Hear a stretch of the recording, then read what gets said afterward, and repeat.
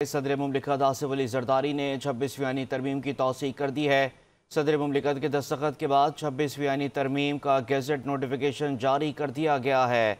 आपको बता रहे हैं कि सदर मुमलिकत आसिफ अली जरदारी ने 26वीं आईनी तरमीम की तौसीक कर दी है।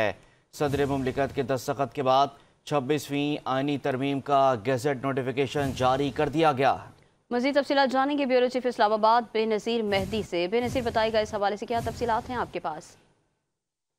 जी हाँ शहजादी, जैसे कि एक प्रैक्टिस की जा रही थी और ये 26वीं आईनी तरमीम का सबसे आखिरी और सबसे अहम मरहला था कि सदर पाकिस्तान ने ये दोनों ऐवान से पास, दोनों हाउस से पास हो गई और रात गए तक हमने देखा कि रात 4 बजे जो है ये कौमी असम्बली का इजलास चलता रहा और सुबह 8 बजे मुतवक्के था कि सदर पाकिस्तान जो है वो इस पे साइन करेंगे। ताहम कुछ वजूहात की बिना पे जो है इसमें ताख़ीर हो गई और अब सदर पाकिस्तान ने जो है वो 26वीं आईनी तरमीम के जो बिल है इसके ऊपर दस्तखत कर दिए और जिसके बाद अब 26वीं आईनी तरमीम जो है वो आईने पाकिस्तान का एक अहम हिस्सा बन गई है।